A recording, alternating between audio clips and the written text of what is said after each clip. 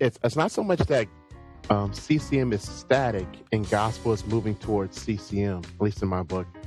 I think they both recognize the value in each other and are moving this way towards each other. So I don't think choirs are going away. I think they're starting to look different. I'm not sure I remember the last time we had a choir, traditional 3-part harmony that was like straight gospel that hit and reached masses the way that Total Praise has done.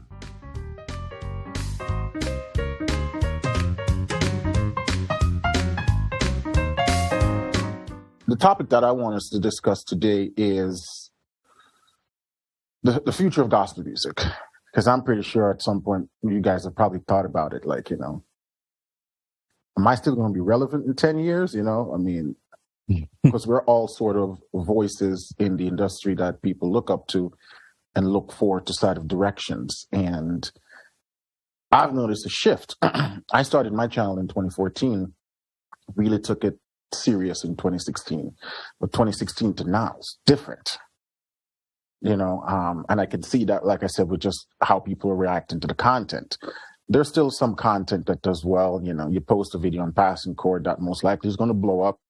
Mm-hmm. It's still a thing that people like, but I also see a shift, especially in church music, and CCM now has become sort of a dominant force, even in quote unquote gospel churches. And I've been thinking, like, so what's going to happen in 5-10 years? And that's what I want us to dive into today, get you guys insights, and just to hear what you guys are seeing on your end of the spectrum, where you think the future of gospel music is heading. So I'll start with myself. So I think, like fashion, I think CCM is going to be the dominant voices for the next few years. And maybe in 10 to 15 years, people might get tired of that stuff and decide to make music complex again. Because if we look at like 90s and 2000, gospel music was complex.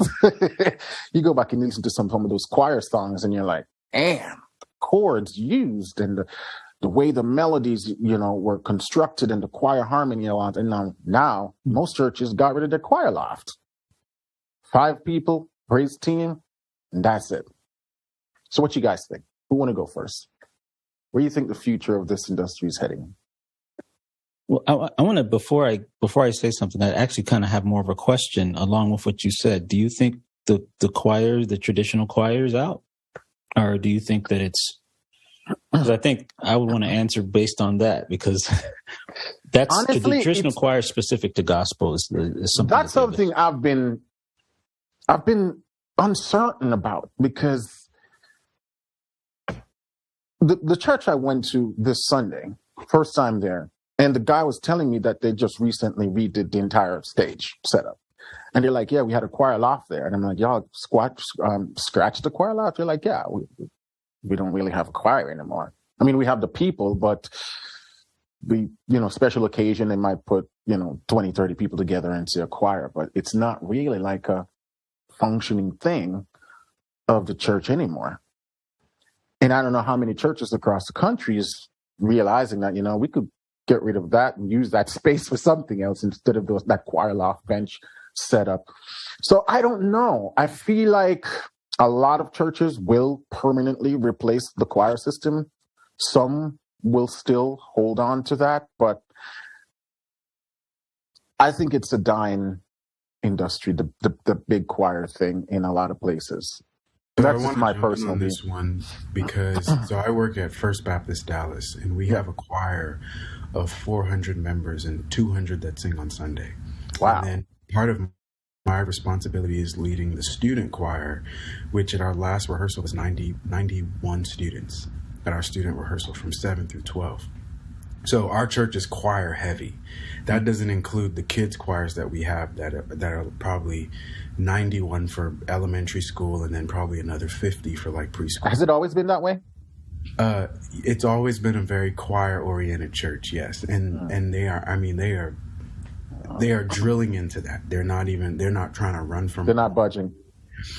When I look at So in terms of my own bubble, there's no way it's going to die. But when I look at the new records coming out, albums coming out, like if you look at one of the new Hillsong songs, right? One of the prominent CCM groups, you see a choir in the background. If you look at one of Elevation's new records, you see a choir in the background. You look at one of the top groups in CCM, that's a gospel group. What did you would identify as a gospel group? Maverick City, that's a choir, right? I don't think choirs are going away. I think there is a kind of a revival around choirs, and people are trying to figure out, like, what does that look for us? So even on the new Young and Free album, which is Hillsong's youth group, right? They say that you listen to it and they list it as the Young and Free Choir in there, like as one of the people as a part of the group, right? Which is all the students that are singing. So I don't think choirs are going away. I think they're starting to look different than what they probably look like traditionally. And then I think churches these churches I listed are trendsetters, right? And so I think other churches will then see, okay, well, that's what they're doing. Let's start to adopt that trend. Yeah, I can see that. Definitely a shift in how choirs are structured and the role of how they play. Definitely the robes have been hung up. No more robes. But what about that sort of gospel style choir that we're accustomed to? Well, I'll go ahead, Sean. Oh, well, no.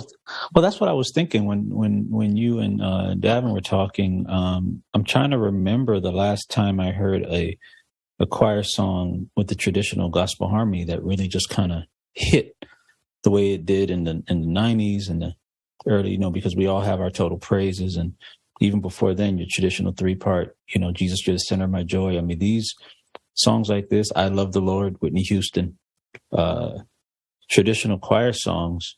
I'm not sure I remember the last time we had a choir traditional 3-part harmony that was like straight gospel that hit and reached masses the way that Total Praise has done. So Warren, to your point, I don't know, maybe it could be dying, but like to Davin's point, it could be morphing, right, into a different type of sound, right? Exactly. And I think that's what's happening. I think it's more of a morphing, because so I've been in the CCM world, and if you listen to CCM records, let's talk about like 2008 to 2015, you weren't hearing 3-part harmony. You were hearing like 1-part harmony with somebody faint in the background. Now, if you listen to CCM records now, like a big group would be We the Kingdom, you hear 3-part harmony, and you know that those are Black women in the background killing it, right?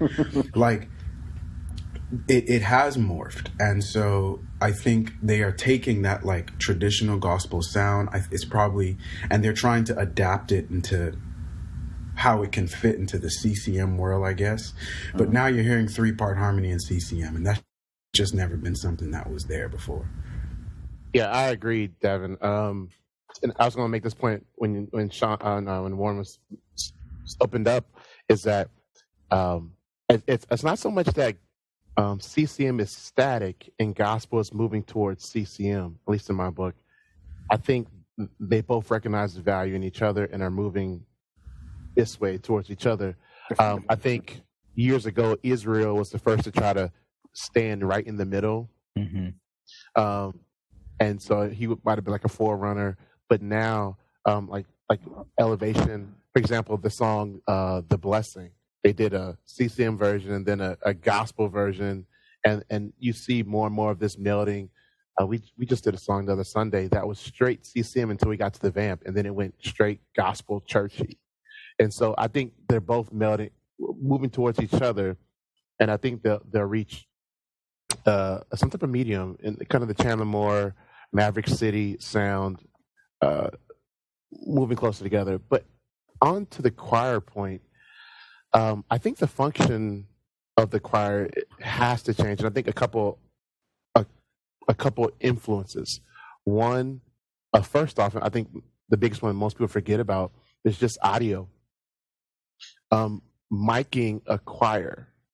Back in the day, miking was it's a little simpler.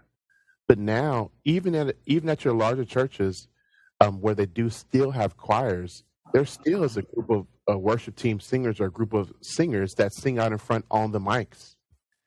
And so it's almost like, and I hate this, but for the lack of better terminology, it's almost as if the choir becomes like a prop, like a background piece to the music, because you aren't hearing them as prominent as you are hearing the worship team singers that are standing in front of the choir. Yeah. And all those records, what I've seen is, there's a group of singers, there's a congregation of singers there, but not to sound dark or negative, but it feels more of like it's for the look, it's for the image.